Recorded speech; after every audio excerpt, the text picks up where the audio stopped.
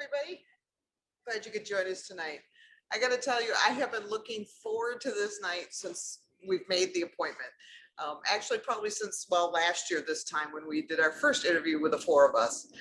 Once again, my sister Sheree is joining us tonight, and Bethany Turner and her sister Missy will be joining us as soon as they get their cameras back on, which when they turned them off, it took them a little while. So we'll see what happens. But Bethany's Yay! There they are! Yay! So I will admit we will probably wander away from talking about plot twist. Please ask your questions anyways. We will come back, I promise. But I plan on a few rabbit trails. But first, we are going to start with Bethany. Tell us about plot twist. Absolutely. First of all, I'm as excited as you are. I love this and I've been looking forward to it so much. So thank you for this. Yeah, Plot Twist is the story of an aspiring screenwriter who has this chance encounter with a struggling actor in a coffee house. And they make this off-the-cuff commitment to meet each other back there 10 years from that day to make a movie together. But, you know, as is known to happen in all good rom-coms, she doesn't get his name, you know, things happen. So then the rest of the story is really this, it's one day, it's that same day every year for the next 10 years, building up to this date with destiny, if you will. And will they meet back together? What life is going to happen in the meantime? Sounds like the perfect rom-com. And you know, let me know when you're ready to do the movie. Yes, you are coming to the premiere. We've already established that because for sure. I just need Gerard a few Butler more witnesses. Chris Hart's Gerard Butler. Yes, exactly. There. My seat will be right next to him, right? Absolutely. Done. Reserved already. Got it. I'll just tell them we're at a girls' weekend. That'll be going to a movie. So I have to admit, I mean, okay, all your books make me laugh, okay? You have a wonderful sense of humor, but this one was really unique in that there were some really, I would say more, I can't say tearjerkers, but sadder parts, which I found fascinating with your story. And I don't want to discourage anybody because it's not a depressing book. It's a laugh out loud funny book. I'm out. See ya. Yeah. Otherwise, you haven't even read it, so be quiet. Yeah. Otherwise, I'd read it, but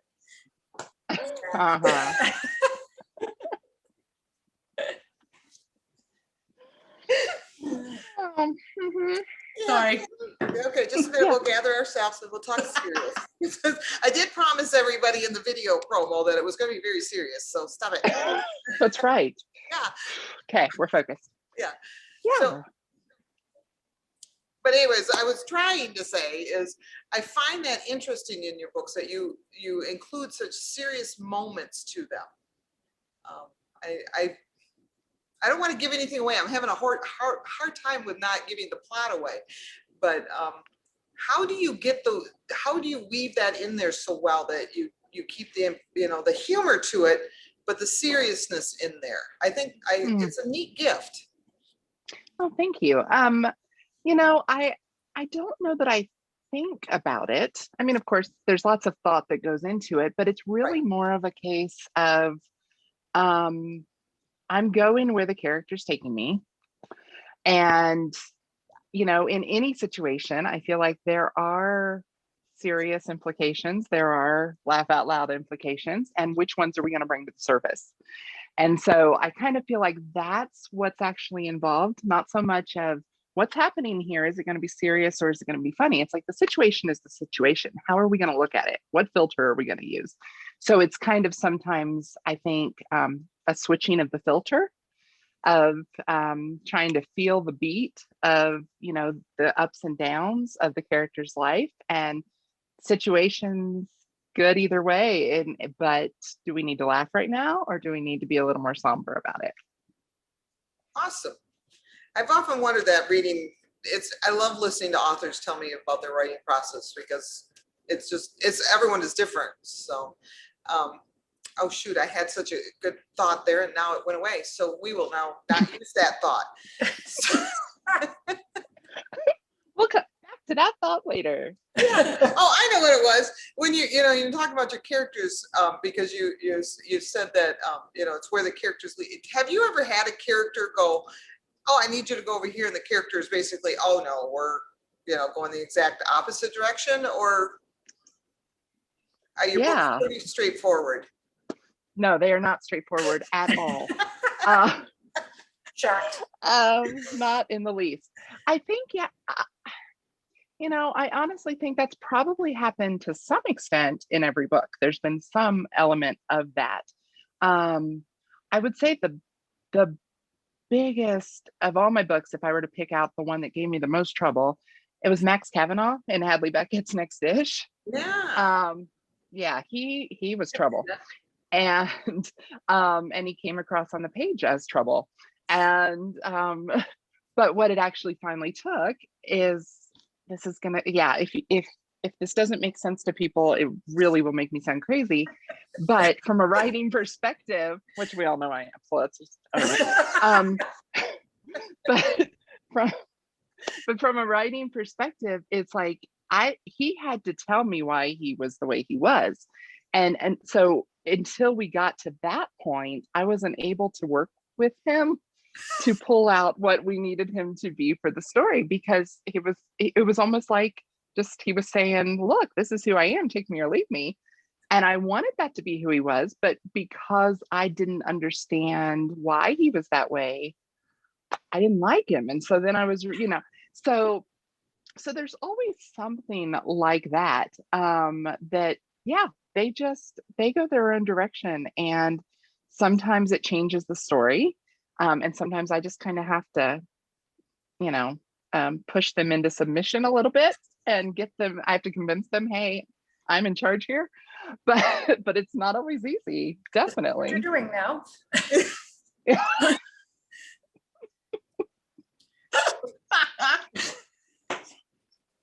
So I have to ask, Missy, have you read this one? Nope. For those that don't know, Missy has yet to read one of Bethany's books. I find that fascinating. I really do. I find that fascinating. I tried to cover it. Sometimes people will be like, "Oh my gosh, don't you love the part where such and such and so and so?" And I'm like, "Yes, Yeah, my favorite part. Love it. Can absolutely tell you where it came from. Know all about it." What's the name of that character again? Yeah, like, oh, what is this name? Yeah, drawing a blank. I can't. Well, here's the thing. Here's the thing is that for the last two, I've been on the scouting locations. Like I've been on the Wooing Kate McCaffrey tour. I was at Hadley's house. Been there. Nobody else can say that. So I figured I need to read it. Yeah, I figured I've been to Hadley Beckett's house. Whatever. Like, everything there is to know. Exactly. Done and done. And the last time we were at the store, somebody came up and said, have you really not read them? And I said, no, really have not read them. And they're like, you're just kidding. I'm like, no, I'm not. and they said, well, are you going to read them and tell her? And I was like, probably not. And they were like, read them or tell her? I was like, both. And there you go. This is what I deal with. So in true reporter fashion, Bethany, how does that make you feel? Well done. At a certain point, it irritated me. And she and I have talked about this, where I'm like, just read the blasted book. Come on. And I'm like, I don't care if you like it. It's okay if you hate it. You just need to read it. But now it's like, okay, now she can't read them now. There's too much built up now. Like, that's true. It's like now. It's like being one of those people who've never seen any episode of Friends. That's not me, but like, it's a calling card now. Like, I made the mistake of saying I had never seen Star Wars once in college. Oh, what? Oh. Yeah, I watched it now. I watched it. Don't panic. She almost got kicked out of college. There was a and everything. It was embarrassing. I had to go testify. Understandably. She's okay. I'll make her watch them. I'm sorry, I moved out when she was young. It was my fault. Take full responsibility. Right. Yeah. Yeah. Yeah. So I have to ask, because I meant to ask it last time we got together and I forgot, is what is the reason behind it? Is there a reason, or is it because it's just now a joke? It's, well, I think that's a really good question. And I've only gotten asked that a couple of times. And at one point, I told Bethany a reason that I love you both dearly, but it was a reason between her and me. And then at that point, I was like, oh, well, like Bethany said, I'm like, now I just can't. Now I just can't. And now it's to a place where in my head, I picture like these pictures of me like surrounded by all her books and been like, You have nightmares, they come and get you. yeah. It's I've said I want to be one of the quotes on her next book that said, my sister wrote this book, hyphen Bethany's sister. Like, I think I'm it's not good. lying. I've heard it's good. Yeah. I'm Heard sure good this things. one is just as good as the other ones. Which I'm sure we're good. Which I'm sure we're good. The One time- acknowledgements are great. Exactly. Acknowledgements rock. And one time, and I don't know if she was just so tired, she was probably in edits. I probably picked the great time to do it. She was like, actually, that's not a bad idea. That would be very funny. And I'm like, I know, right? And it's never happened. So Of course, it's my idea. It would be hilarious. I Of course, it's a great idea. slipped in there, just slipped in there. And you know what? If you wrote that, I would read it.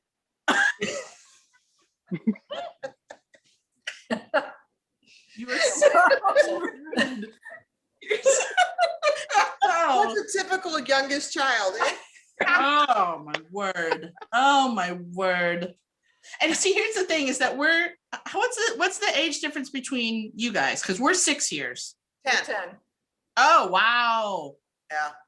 Yeah. So now you know why she didn't watch Star Wars. I literally was not around. Because you literally weren't there. Yeah. And and that's the thing, they say like anything 5 or more is a completely different generation. So I always say, when I was learning to drive, she was in the 5th grade, like it's very different. But mom and dad tell stories of me playing teacher and her always being the student. So It hasn't stopped. Did you read her papers then, or did you just give her an A and call it good? Oh, please. No. Let's talk about 6th grade and the I got her a trapper keeper. Like I got her trapper keeper organized. It was a nightmare. It was a nightmare. It still lives to this day. Look behind her. Look. If I could Chris just got married and moved out when I was there. She was like, I'm out of here. Can't stand it anymore. I'm running away from home. Oh, I'm just yeah. Yes. Well, and while I'm on this, so anybody attending, please seriously just ask a question. We are great with that.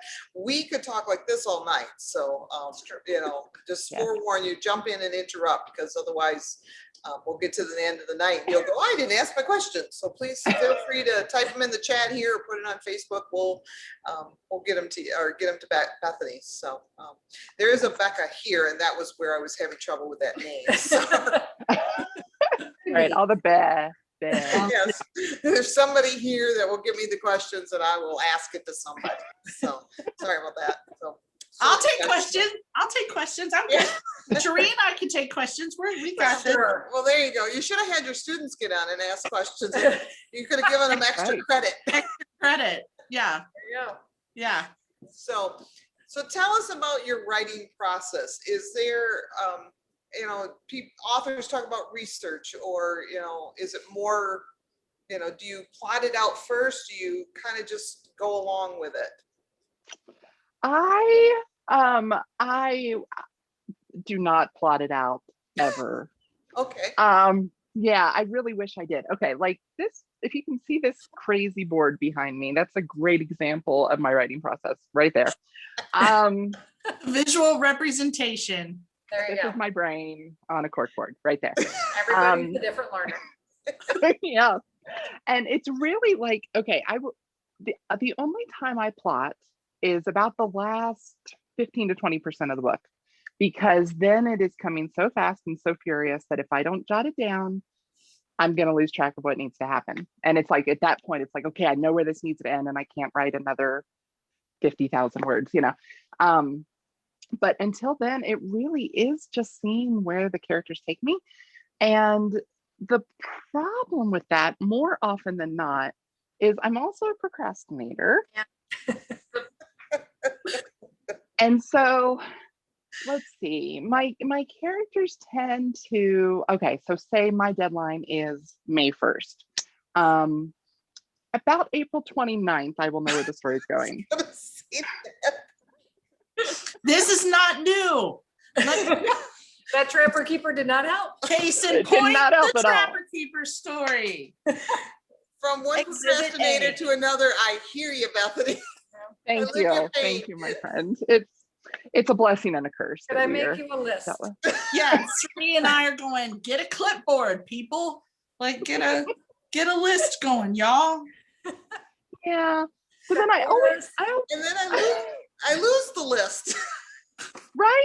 What's the Everybody point of a need list? list. It's just, yeah. Yeah. And so I feel like, you know, that process actually works really well for me. I feel like most of the time, except then I mean, if we ignore the mind numbing stress that happened the last week or two of deadline, We can ignore that. we'll ignore that. That's just part of life.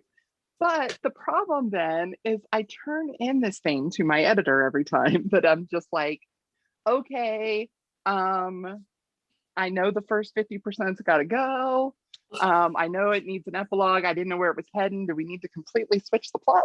You know, and then an editor is able to come in and be the big sister and kind of say, here's your Trapper Keeper. Here's all your work. Now it is neatly organized for you. Go do something with it. And that's the process more often than not. Little did we know in 1984 that I was preparing. You're welcome, B. Okay, hold on. I'm sorry. For the record, you said sixth grade. I was not in sixth grade in 1984. Let's be very clear. I'm throwing out dates. I'm terrible. Okay. Just making stuff up. I'm just Just making gotta be stuff up. That's clear. what I do. Is 1984 when like Star Wars came out or something? Too late. Too late. Oh. Oh, too late. Oy.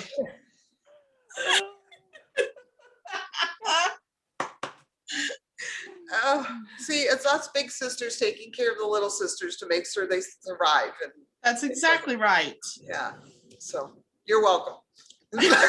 Thank That's you. my sister who ran away to another state when I was 8.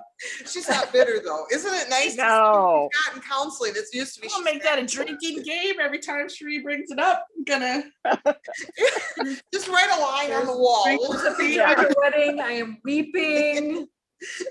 Because she has to stay home with her brothers. Exactly. So, okay, I do have a serious question here. Okay. Actually, this is from one of our readers here, or watchers here. Watchers? That's kind of creepy. Attendees. There we go. That's much better than watchers. Ooh. Was there an author you know, like Sarah Hollenbeck, that went from being like a racy writer to being, you know, a Christian fiction or more smooth, or not, what am I trying to say? Not, you know, Christian fiction even, I guess, but cleaner. That's the word I'm looking for. Cleaner. Extra words in there. Yeah, I know. Okay. I know of several now. Like since I wrote that, I've had people tell me things like Francine Rivers, first of all, you know, but I did not know that at the time. No, that was not based on anything or anyone. But then, yeah, I did have, I think in addition to Francine Rivers, I think I've actually had 2, maybe 3 authors come to me personally and say that that is their story, essentially, minus the falling in love with their pastor part. Um, I'm not judging, but yeah, but no, that was not based on anyone at the time. And it was just a work of fiction in my head, and that apparently rang a little truer than I had any idea it would. I remember when I was first reading that, I do know that Francine came to mind. So I remember talking to you about it, and you didn't know her story at all. So Not I at just all. thought that was kind of a neat kind of coincidence there. So Yeah, it was, and I think it could have just as easily been, as from my perspective of writing the story, Sarah Hollenbeck could have been an actress. She could have been she just happened to be a writer, and that happened to be what she did. And so, yeah, I had no idea, but it's been totally fun to find out so many people that ring true for. I know one. I saw an interview with a writer and that was Charlie Daniels. that's interesting.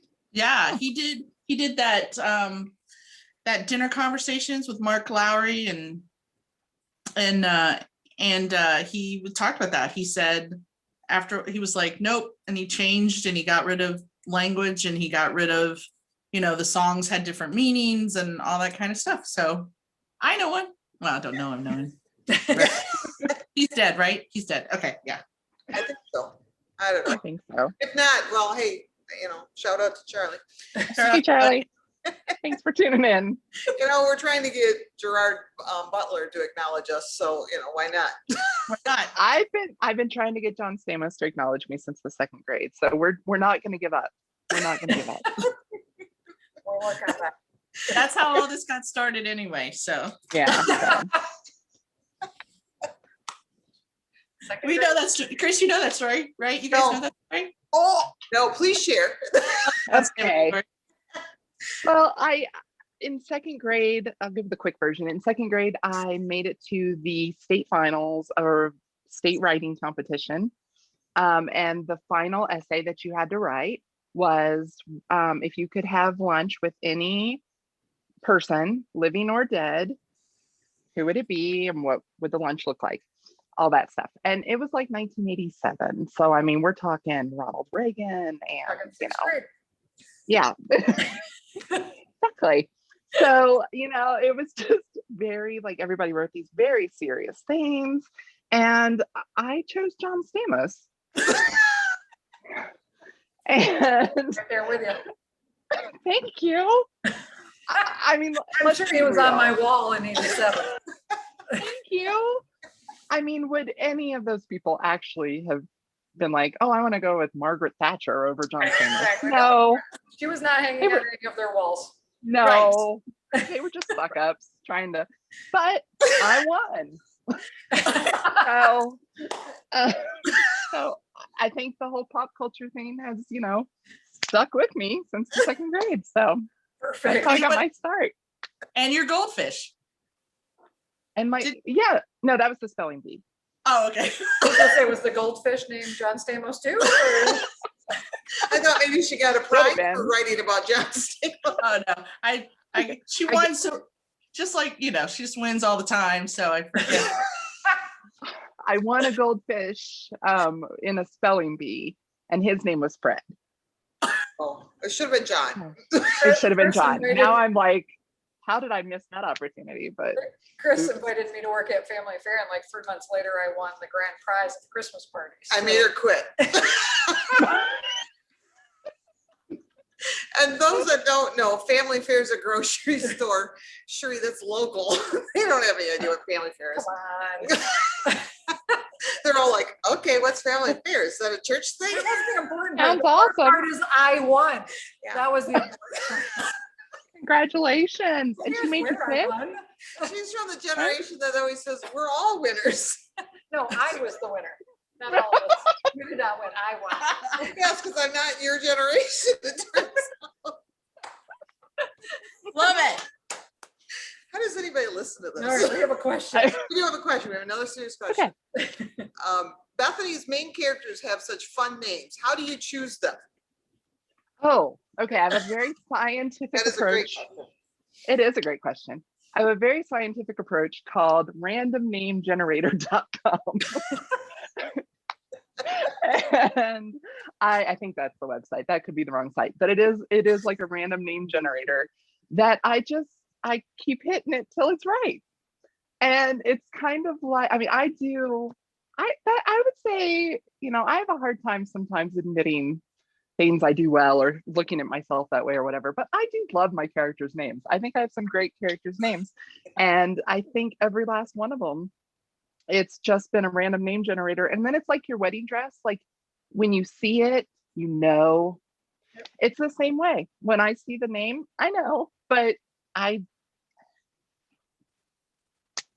random. That is Sort of random. sort of random. Sort of. Well, yes. Yeah. Yeah. Has there ever been a spot in a book where you went, wait, this isn't their name? I mean, I've had authors tell me that, where it's like halfway through the book, I'm like, oh, this is the wrong name. I have never actually had that happen, except Oh, I was kind of pushed into that, rightly so, with plot twist, because so like I actually wrote this book nearly 10 years ago, the first draft of this book, and her name was Elizabeth Ross. Elizabeth, not Olivia. Her name is now Olivia.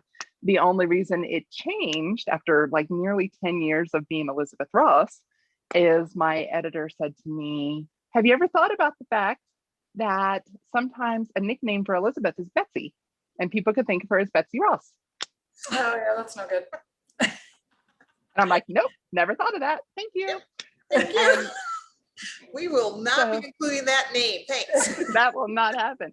But even then, I will say I had become so committed and tied into Elizabeth Ross that when I started trying to think of something else, it had to be the same syllables. It had to be like, so it ended up being Olivia instead of Elizabeth, because I couldn't, I mean, that was her name. And it took me a really long time to kind of switch my head on that. But other than that, I really don't think so. No, I really can't think of a time when that happened. Yeah, interesting. Yeah. I had a student one time tell me that the woman who made the flag was Diana Ross. So close. Really So close. Close. So Maybe close. Olivia Ross. yeah, it might be her. Not Diana. Okay, Not so Diana. you started this book 10 years ago. Yeah. And for various reasons didn't either present it or didn't get published. It happens. I get that. Mhm. So what made you want to go back to it now? I actually never gave up the idea of this book. And every time it was time to pitch my next book to my editor, this one was, I'm like, how about we do this one? And it was just never the right time. Okay. And so it was odd, really. And I mean, it's fine, but it was, I always felt like this book was gonna be out there someday. And so yeah, so I kept putting it out there. Like, I was like, is it time yet? Is it time? Are we there yet? You had to have an editor who would realize that it could be Betsy Ross first. Yeah, Then you could publish the book. we had to take care of the flag thing, and then we were good to A go. lock on. That was a lot. Yeah, but see, I think part of the interesting thing about, I mean, because okay, like this book does take place, like I said, over 10 years, and as you know, as Chris knows, and Sharina, as everyone here except Missy knows, the book takes place from 2003 to 2013, because I was writing it in 2013 or 2012 actually, and I thought, I had not published anything yet, and because this was before The Secret Life of Sarah Hollenbeck, this was early days, and so in my mind it was like, okay, I'm gonna write this happening up till next year, because next year's when it's gonna be hitting the bookshelves. And There you go. so when when we signed a contract on this book in 2020, I was so sure that they were going to say, okay, well, you have to update it a little, because now we're, and I'm so grateful they didn't, because, I like it happening in this very specific period of time when we didn't it was a pre-COVID world and we don't have to think about that and all that. And I love that. And and that honestly, that aspect of it really made me feel like, okay, now I see why it was never the right time before. I feel like this was this book's time. I mean, I don't know how else to explain it other than, this was its time. Yeah. I also want to throw this in. I thought of another bullet you dodged with the Elizabeth Ross thing. Isn't the famous woman who wrote about death, isn't that Elizabeth Kubler-Ross?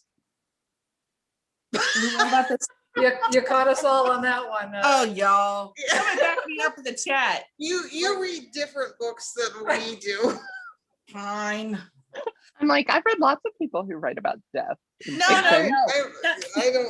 Famous psychologist. Mom's at home going, yes, Missy, that's her. Maybe she could text you later. Okay, good. Let us know though, because we're on the edge of our seats on that one. Yeah. Cynical party of one. What is that over there? See, we read books like this that your sister writes. Yeah. You know what? Here's the deal. So I read nonfiction. The whole family calls them the nerdy leadership books. My best friend one time read this book, like started to read this book on a plane. He comes over and he hands it to me. He was like, I don't know how you do this. Here, I didn't even get halfway through it. Here's one of your nerdy leadership books. Posted over and I was like, the guy who created something, thank you. I'll take it. He was like, how is The that? woman who writes about death. Yeah, Put that in look your it up. bio. Somebody help me in the chat. That's fun. Makes you want to read that one. Okay. Somebody wants to know, Bethany, are you committed to writing only contemporary, or have you considered writing either like a time slip or historical? That's a good question. That is a great This was question. all the way back in 2013. I know. I'm like, I wrote my historical. That was historical. You guys want me to go further back? I don't understand. Was there anything before Star Wars was 2003? before that. But I'm like, we didn't know Gerard Butler before that, so Right. I don't know that I'm It was the comfortable. world. No, okay, that is Okay. an excellent question. Yes. And I will say that no, I'm not committed to contemporary. I mean, if the right story idea came along, I'm ready to chase that. But what I will say is I can't imagine, not to say it can't be done, but I haven't done it yet.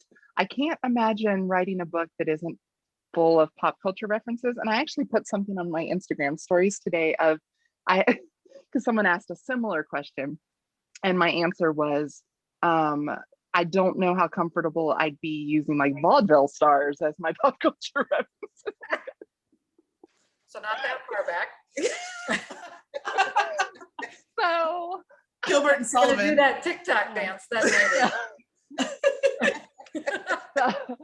so I'm not opposed, and if the story comes along, I will go with that. But the pop culture is so big in my brain that shutting that off might require more talent than I actually possess. Yeah, the pop culture at Regency romance time is different. And maybe I need to revolutionize the genre. And Jane Austen goes to the mall. Have fun with those names. That'll be a good idea. right? I think it's happening, y'all. Watch out. No. I will wait eagerly for that book from you. Thank you. Thank you. Oh, Bethany decided to go away. She Well, went, bye. talk about her behind her back, or Oh, See ya. Yay. she's not even Sorry about talking. Hi, everybody. hi, welcome aboard. We've been talking about a book you might know. Tell me more. So tell us all about plot twist. well, Congrats I'm on going to change the it this time. See who's paying attention. Yeah. It's like plot twist. We're back. We're gonna see what happens now. Yeah. Plot twist. I'm done. I originally when we were talking, I was thinking about what we were going to discuss tonight. I thought about having us all come on and talk about a murder mystery, as if that's what the book is about. But I couldn't figure out how any of us I would know. past like the first 3 sentences No. without laughing. So I'm like, yeah, We'll just go with it. Then the zombies show up. It's great. That was You have read it. I know that was my favorite chapter. She just gave away the ending. Oh, can we cut that part out? Is it? Yeah, Is it we'll too edit it right out. Nobody will Okay, ever thank you. know. Thank you. Phew. Oh, Oh dear. I have to tell you though, and I'm going to use this forum to do it. Well, thank you. No that's pressure. scary. I think, and back me up, Sheree and Chris. I think Bethany would be absolutely a fantastic voice in the YA genre. Oh, yes, for sure. And actually, I recommend her books to teens all the time. Awesome. Just because there's, and here you are again, you include those issues. You know, I think of, with the dating stuff that you brought up, and I think that was in Sarah's Wooing. book. Or one of the other. Oh yeah, Sarah. Yeah. Yeah. Sorry, I was like, oh wait, which Well, one was it? But it wasn't the cooking one. So Oh, anyway, the not cooking one. things that they talked about and stressed about. I mean, you include that, and that's important to the teens. I mean, they want something that they enjoy. Yeah. And I think the pop culture part of yours makes it fun. Thanks. So And it's okay to have those feelings. Like, it's okay to, Right. dating's fun and it's enjoyable and you should want to do it. Yeah. Yeah. And I would say, if I were to say, if someone told me, okay, contemporary romance is off the table, what are you going to write? It would be YA. I mean, because that does appeal to me a lot. But then I also think, okay, I really gotta get younger in my pop culture references though. yeah, what is this TikTok you talk of? They don't know who Hanson is, so we're not, I'm like, Katie McCaffrey loved Barry Manilow. I don't think the kids are going to relate, So I have a little tweaking to do, but I think I can do it. Oh wait, but you'd come full circle because they do know Uncle Jesse. Because That is You true. know Uncle Jesse. And That Star is Wars. true. That's true. And Star That's Wars. true. And Star Wars. There And you go. Star- See? done We got and this. done. So Jane Austen goes to the mall and meets Uncle Jesse. Ooh. Run with it. I would read that book if not I write gotta it. write that's this. for I'll write sure. this down right now. Will you read that one? I did Probably not. start. I started a time travel book Oh, one time. I started writing a time travel book that was all of every time this woman went into a public restroom, she was transported somewhere else in time. But always, she always had run-ins with celebrities. But anyway, yeah, I don't know why that one hasn't been picked up yet. But time travel freaks. So you might want to start, putting that one out there. so could happen. So if we have that modern character going back to talk to Jane Austen, now we're in business. I can make Now that we're work. in business. See? Yeah. We got it. Now you just have to We work got the this. zombies in and we'll be fantastic. Done. I'm ready for that. I'm sure every teen will want to read that book. Yes. Public restroom. Jane Austen and Yeah, we might have to explain who Jane Austen is, but other than that, it'll be fun. We'll be yeah. Like fine. I know, which is so sad. But, okay. Okay, I think we answered the question. Like, yes, she would be interested. Maybe. Oh, Sure. I was like, and the question was what again? I remember now. We're using a forum for something. We're not sure what. Yeah.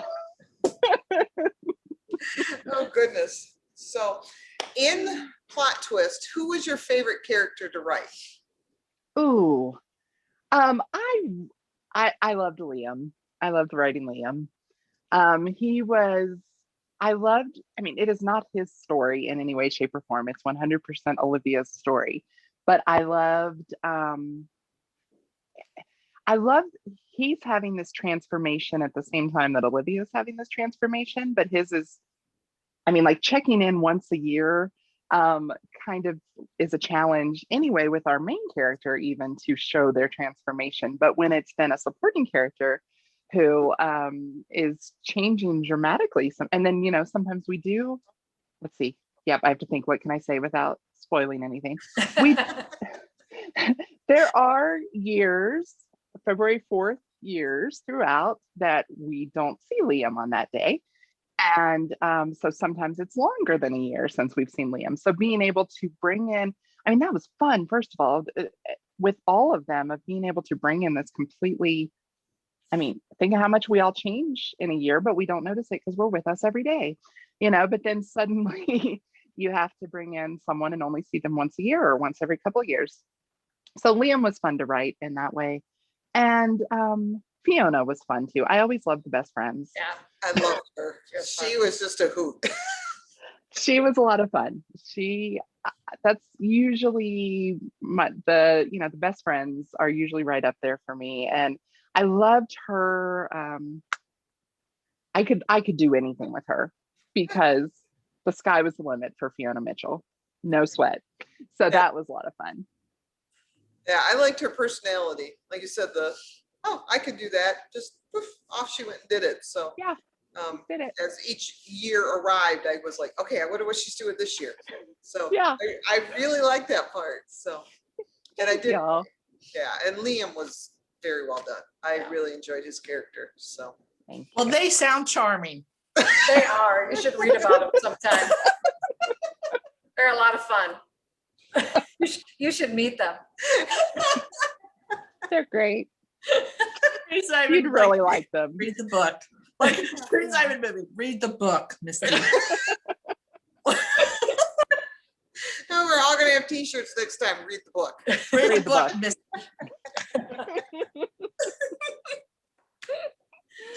Oh dear, oh dear. So That's coming back sometime. yeah, I was so enjoying them sometime. Coming back. we don't know when. We'll find out. Can't wait.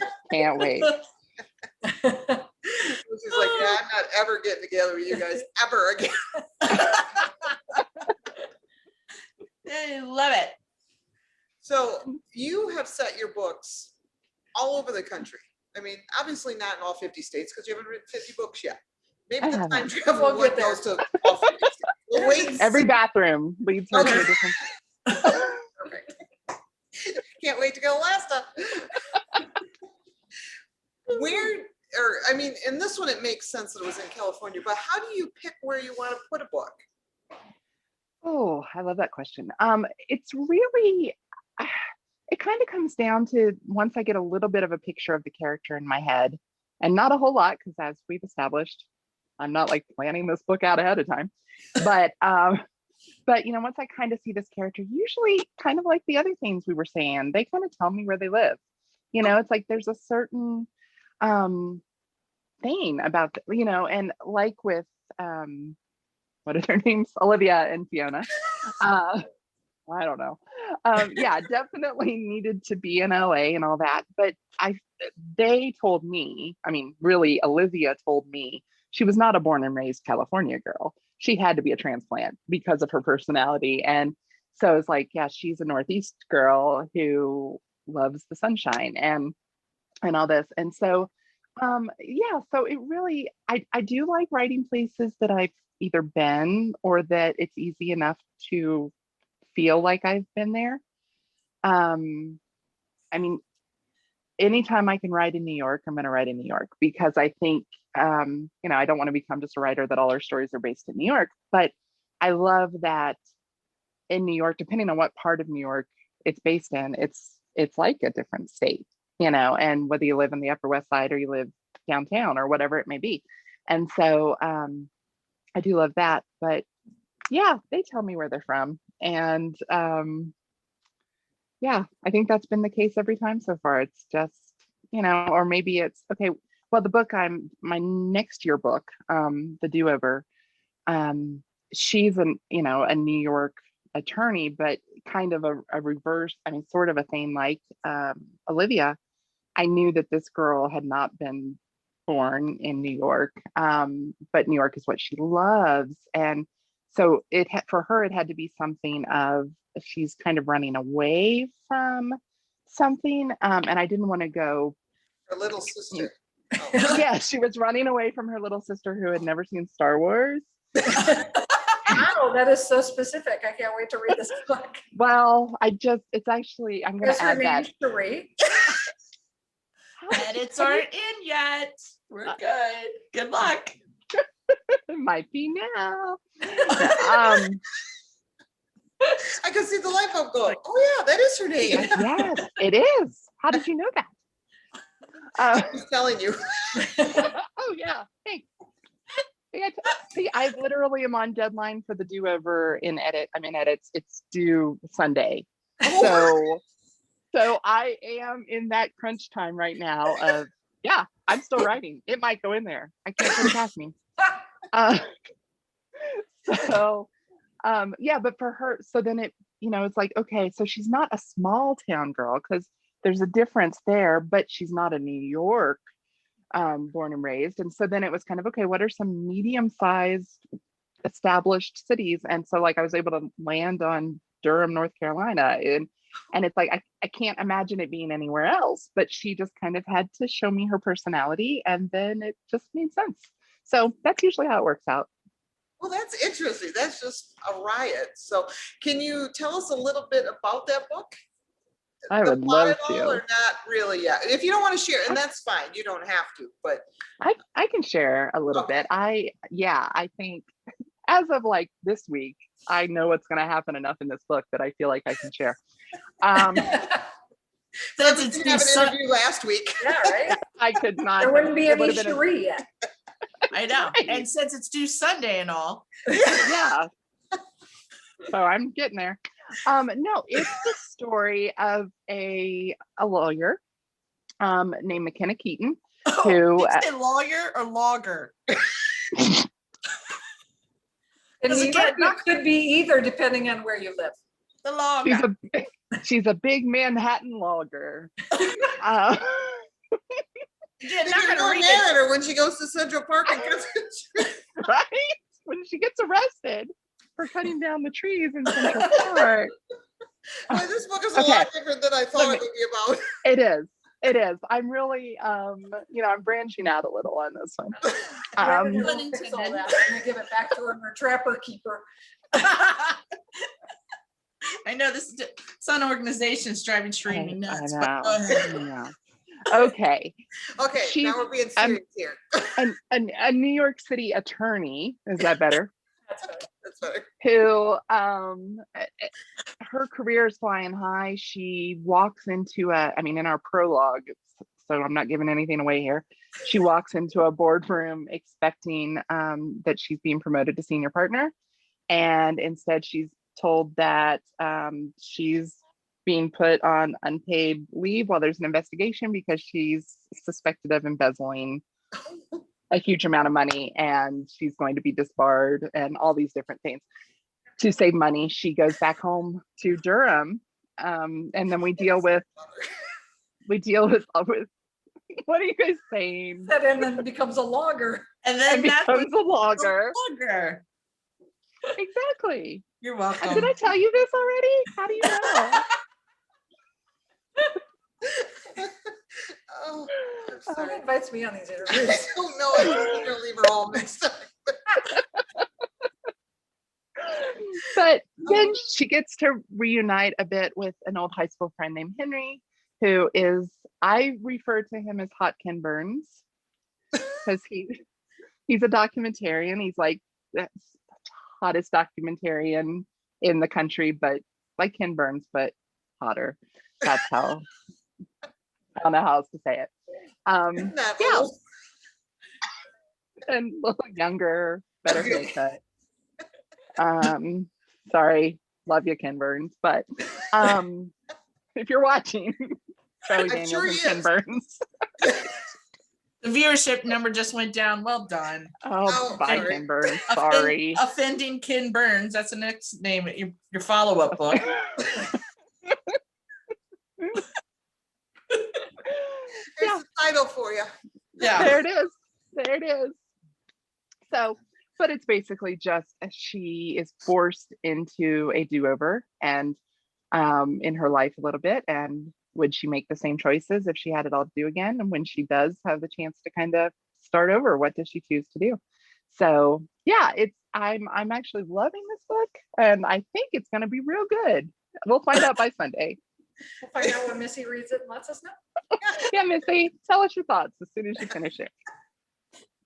I will have an entire PowerPoint presentation on the, no problem, not Thank you. Acknowledgements and being a logger.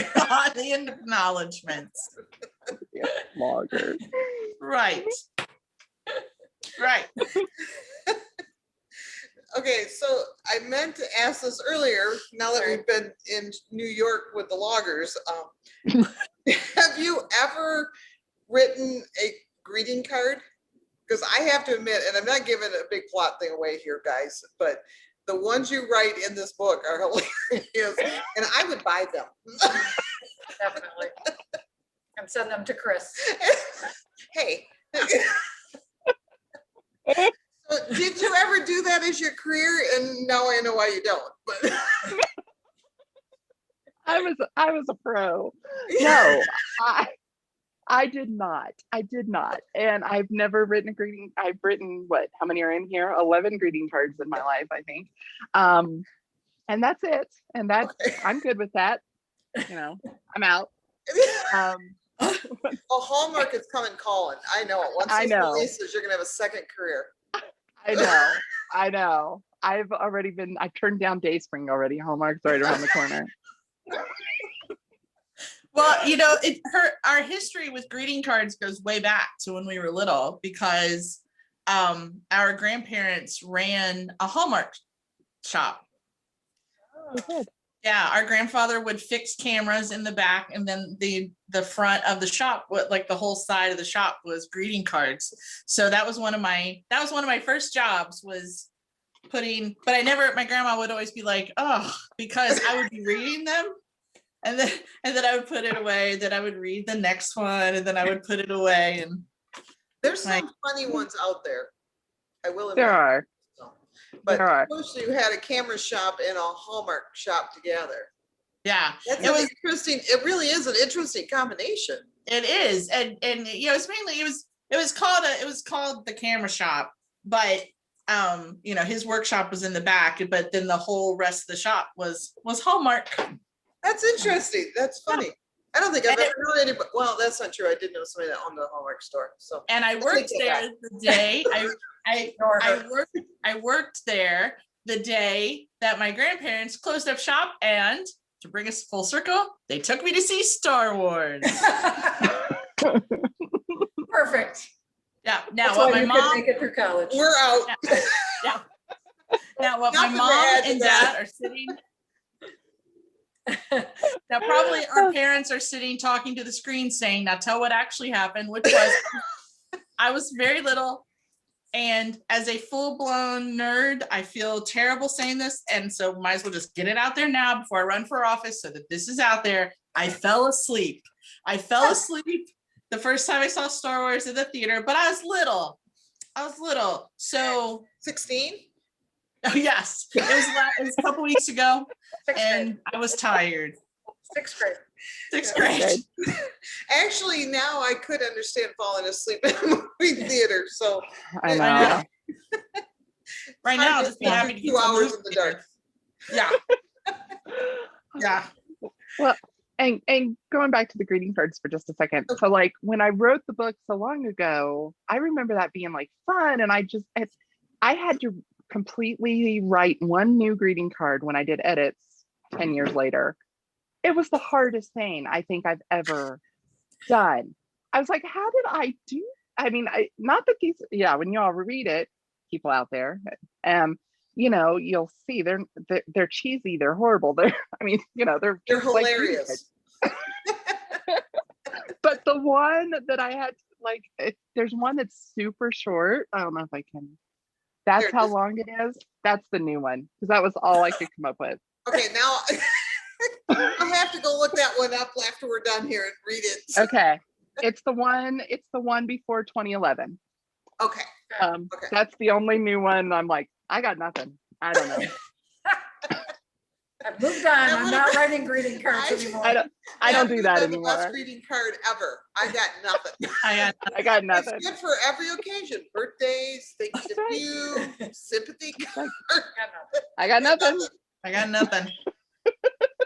There's a birthday, there's a card that probably everybody's seen at this point that says, 4 out of, it says something, I'm paraphrasing, but it says something like 4 out of every 5 birthday cards have money in them. And then when you open it up, it says, happy birthday number 5. And there's a whole series of those 4 out of 5 Christmas cards. I've given my eldest nephew, I've given him every single one of those. He has the whole collection of all those. And so the younger one and I were out at a store and we saw it and he walked over to it and he went, isn't this the card that Ethan gets all the time? Yes, I said, yes, it is. Yep. You get the prize for originality. Because I'm Yep. the funny aunt. Yep. I have to admit, this is the fastest hour ever. So as we're getting close here, is there anything you want to add that I've not asked about plot twist? Oh, No pressure. Not you, Missy. You haven't read it. I have questions. Put your hand down. No, I think we covered it fairly well. I hope that, actually, yes, I do know one thing I want to say. I've been some readers have been like, this stuff would never happen. There's too many coincidences. I just want to say, going in, anyone who hasn't read it yet, yes, that is the point of the book. Be prepared. I mean, if people don't like that, that's totally fine. But it's like, if you're taken off guard by, well, that didn't seem realistic, just know that I know that. And I wasn't trying to be. If you still don't like it, cool, we're still friends.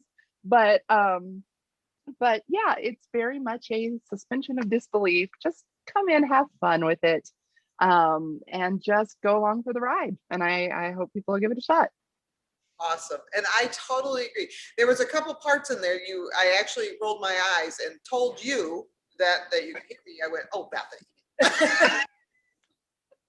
And then I laughed because it was just, and it fits the story. And let me tell you that for those that, it just totally fits the story. It's just adorable because it is the perfect rom-com. Because watch any of those rom-com movies and you go, there's always parts of the movie where you go, oh my gosh. And you love it.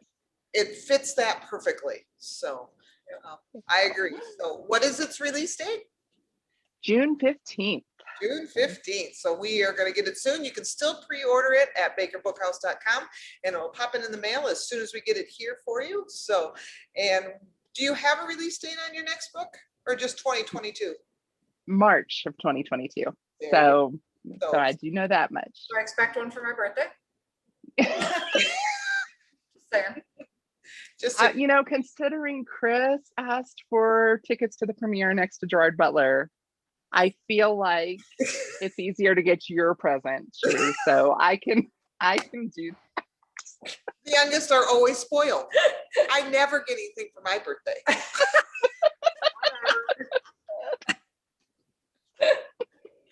Nice. Oh, Missy, she fell off. Well, that's how she feels about it. She didn't get for her birthday either, so plot twist. We saw you fell off your chair. Trying. So, for those of you that have stuck with us through this hour, God bless you. We should apologize now, but I'm really glad you did. We had a good time. We hope you guys all did. Like I said, find any of Bethany's books at bakerbookhouse.com, and we hope you'll join us again soon. Thank you, ladies, for coming and joining us. And you know what? Move to Michigan. We can do this more often. Done. Done. All right, perfect. Have a good Thank you, night. guys. Bye.